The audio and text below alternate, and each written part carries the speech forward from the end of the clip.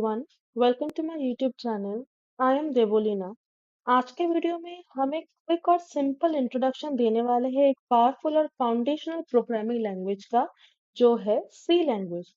आज हम कुछ इम्पोर्टेंट चीजें कवर करेंगे कि सी लैंग्वेज एग्जैक्टली है क्या, थोड़ी सी उसकी हिस्ट्री और फीचर्स के बारे में और सी प्रोग्राम कैसे काम करता है, from writing codes to compilation and execution process everything. तो अगर आप प्रोग्रामिंग में नए हो या बेसिक्स को स्ट्रॉन्ग बनाना चाहते हो तो ये वीडियो आपके लिए बहुत ज़्यादा हेल्पफुल होने वाला है। तो लेट्स स्टार्ट द वीडियो। तो the first thing is what is C language. C एक general purpose procedural and structural programming language है। इसे डेनिस रिची ने 1972 में बेल लैबोरेटरीज में डेवलप किया था। सी को हम mother of modern programming language भी कह सकते हैं क्योंकि इसी से इंस्पायर होकर C plus plus Java Python जैसे लैंग्वेजेस आए हैं। सी की पावर उसकी सिंपलिसिटी और स्पीड में है। सी से आप सिंपल लेवल प्रोग्रामिंग जैसे ऑपरेटिंग सिस्टम्स लिखना और एप्लीकेशन लेवल प्रोग्रामिंग जैसे गेम डेवलपमेंट दोनों कर सकते हो। इसमें आपको हार्डवेयर पे डायरेक्ट कंट्रोल मिलता है, इसलिए सी अब भी एम्बेडेड सिस्टम्स, माइक्रो कंट्रोलर्स और यूनिक जैसे ऑपरेटिंग सिस्टम्स में यूज होता है। तो the next topic is history of C language. अब इस वीडियो के इस पार्ट में मैं बात करने वाली हूँ सी लैंग्वेज की हिस्ट्री के बारे में। Honestly programming point of view से देखा जाए तो ये इतना इम्पोर्टेंट टॉपिक नहीं है, लेकिन क्योंकि ये कई कॉलेज के सिलेबस में मेंशन होता है इसलिए मैं इसे ब्रीफली कवर करती हूँ। मैं इसे एक शॉर्ट स्टोरी के फॉर्म में एक्सप्लेन करूंगी ताकि आपको समझना और याद रखना इजी हो जाए। और हाँ, मैंने एक एक्सप्लेनेशन प्रेजेंटेशन नोट्स के फॉर्मेट में दिया है, तो आप उससे एज अ रेफरेंस यूज कर सकते हो, स्पेशली अगर आपको एग्जाम में लिखना पड़े तो सी लैंग्वेज की हिस्ट्री एक रिच और इंटरेस्टिंग हिस्ट्री है जो कंप्यूटिंग के अर्ली डेज से शुरू हुआ था। 1950 और 60s के टाइम पे प्रोग्रामर्स असेंबली लैंग्वेज यूज करते थे जो लिखने और समझने में बहुत डिफिकल्ट होती थी, इसलिए प्रोग्रामिंग को इजी बनाने के लिए हाई लेवल लैंग्वेजेस बनाई गई। सबसे पहले फोर्ट्रन आई 1957 में, जो मेनली साइंटिफिक कैलकुलेशंस के लिए यूज होती थी। उसके बाद 1960 में एल्गोल आई जिसने स्ट्रक्चर प्रोग्रामिंग का कॉन्सेप्ट इंट्रोड्यूस किया। 1966 में डीसीपीएल आया which is the basic combined programming language. उसको बनाई गई by Martin Richards system software लिखने के लिए। ये बीपीसी लैंग्वेज ने इंस्पायर किया केन थॉमसन को बेल लैब्स में, और उन्होंने 1969 में इसका सिंप्लीफाइड वर्जन बनाया जिसका नाम था बी लैंग्वेज।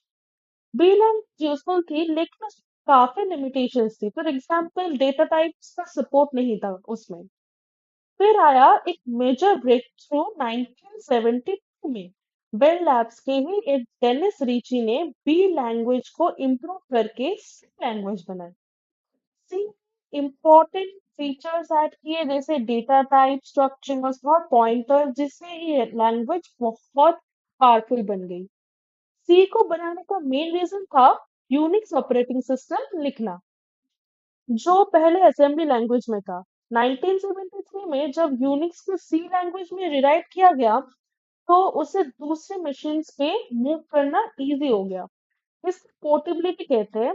ये एक गेम चेंजर था और बहुत सिस्टम प्रोग्रामिंग के लिए सी बहुत पॉपुलर बन गई।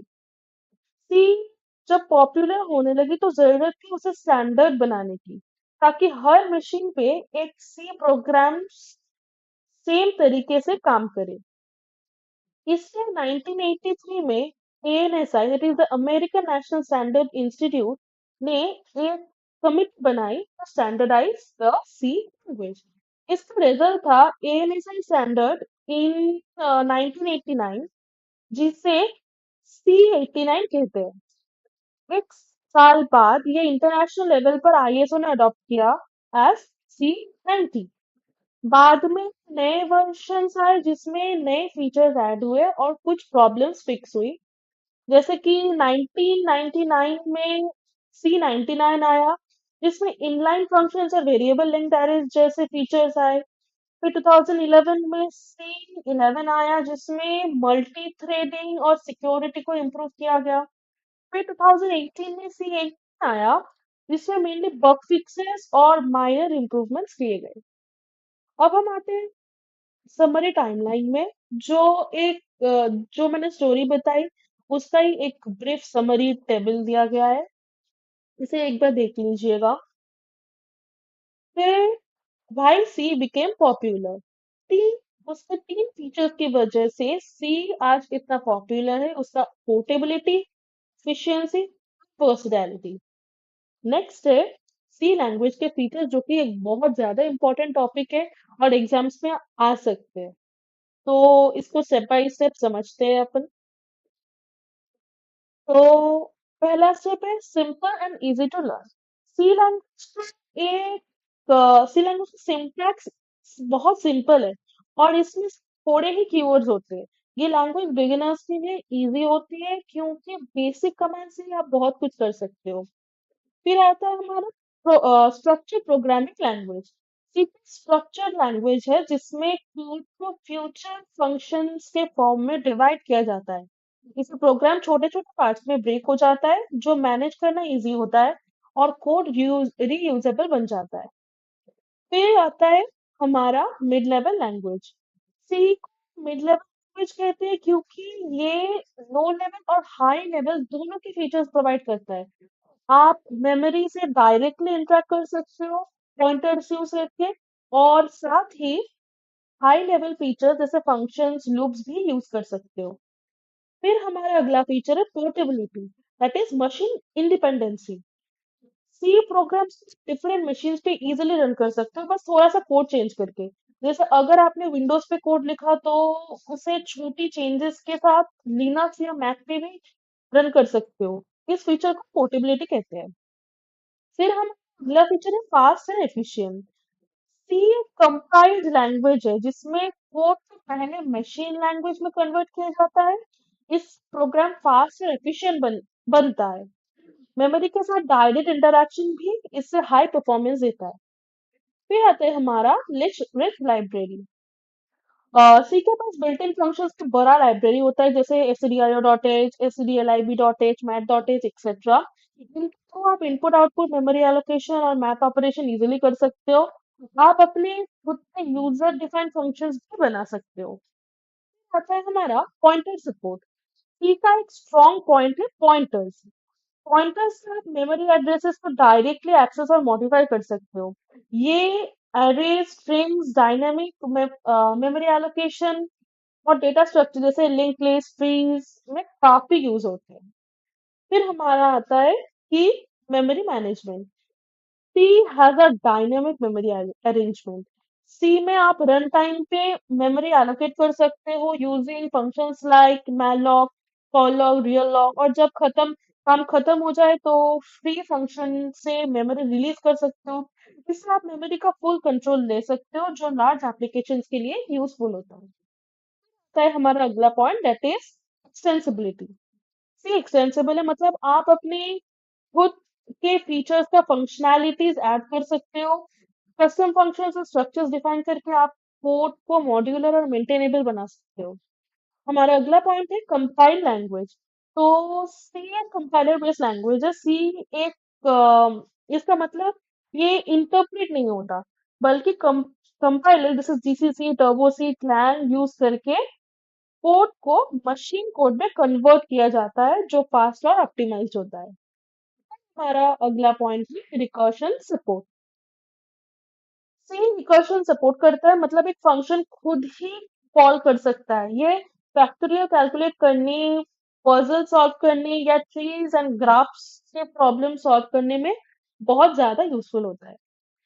फिर हमारा लो लेवल ऑपरेशंस।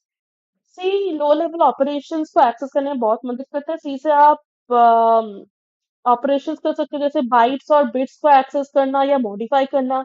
इससे सी डिवाइस ड्राइवर्स, एम्बेडेड सिस्टम्स और कंपाइलर्स बनाने में यूज होता है। फिर सी वर्क्स। सी काम कैसे करता है? सी का total compilation and execution process everything. ये टॉपिक बहुत ही ज़्यादा इम्पोर्टेंट है बिकॉज़ ये टॉपिक एग्ज़ाम में आने के चांसेस बहुत ज़्यादा है। कोई भी एग्ज़ाम जिसमें सी सिलेबस में है, उसमें ये टॉपिक आने के चांसेस 90% है। इतना इम्पोर्टेंट है ये टॉपिक। सो इसको समझते हैं। So when we write the program in C, हम कंप्यूटर को हमारे रीडेबल इंस्ट्रक्शंस देते हैं। बट कंप्यूटर से मशीन कोड समझता है, यानी जीरोस एंड वंस। इसलिए हमारे डॉट सी फाइल को एग्जीक्यूटेबल बनाने के लिए काफी स्टेप्स फॉलो होते हैं।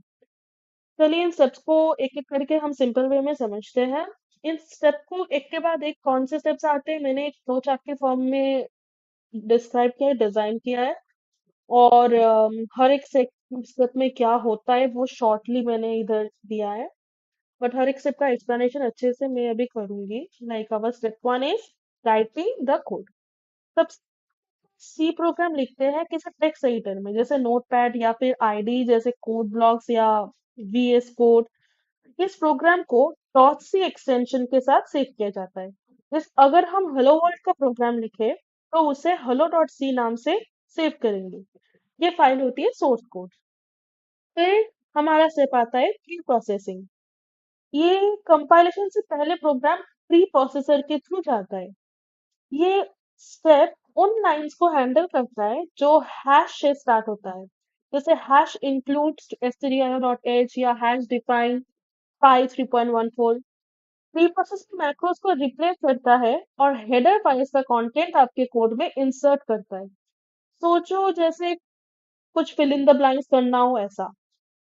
आउटपुट होता है एक एक्सपैंडेड कोड फाइल जिसे हम डॉट आई फाइल कहा जाता है। जैसे हेलो डॉट आई, ये फाइल मोस्टली हिडन होता है। फिर हमारा स्टेप है कंपाइलेशन। अब प्री प्रोसेस कोड कंपाइलर के पास जाता है। कंपाइलर सिंटैक्स एरर्स चेक करता है और कोड को असेंबली लैंग्वेज में कन्वर्ट करता है, जो लो लेवल लैंग्वेज होती है मशीन कोड से एक स्टेप ऊपर। इसका आउटपुट होता है डॉट एस फाइल, जैसे हेलो डॉट एस।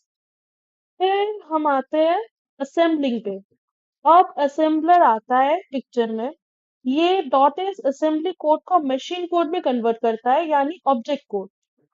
आउटपुट होती है डॉटो फाइल, जैसे हेलो डॉटो। लेकिन अभी भी प्रोग्राम कंप्लीट नहीं हुआ, क्योंकि फंक्शन जैसे प्रिंट का एक्चुअल डेफिनेशन अभी लिंक नहीं हुआ है। फिर हमारा आता है लिंकिंग। लिंकर एक लाइब्रेरियन की तरह काम करता है। ये आपको डॉट ओ फाइल को उन लाइब्रेरीज के साथ लिंक करता है जहां प्रिंटफ, स्कैनफ जैसे फंक्शंस का एक्चुअल कोड होता है। लिंकिंग के बाद आपका कंप्लीट एग्जीक्यूटेबल फाइल रेडी होता है, जैसे हेलो डॉट एक्सी विंडोज में या हेलो लिनक्स में। अब आपका प्रोग्राम रन होने के लिए बिल्कुल रेडी है। फिर हमारा स्टेप आता है लोडिंग। अब लोडर जो ऑपरेटिंग सिस्टम का पार्ट होता है, एग्जीक्यूटेबल प्रोग्राम को रैम में लोड करता है। यहाँ पे मेमोरी एलोकेट होती है, स्टैक सेट होता है और वेरिएबल्स रेडी किए जाते हैं ताकि प्रोग्राम सीपीयू के थ्रू एग्जीक्यूट हो सके। हमारा लास्ट स्टेप है एग्जीक्यूशन। फाइनली सीपीयू आपका प्रोग्राम एग्जीक्यूट करता है, मेन फंक्शन से स्टार्ट करके हर लाइन रन करता है। आउटपुट स्क्रीन पे दिखाई देता है, जैसे हेलो वर्ल्ड। तो ये था एक क्विक इंट्रोडक्शन सी लैंग्वेज का।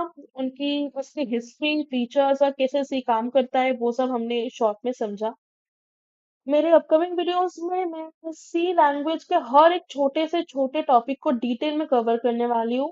थियोरी के साथ साथ प्रैक्टिकल डेमोन्स्ट्रेशन भी रहेंगे, ताकि आपको रियल अंडरस्टैंडिंग मिले कि सी प्रोग्रामिंग कैसे काम करता है।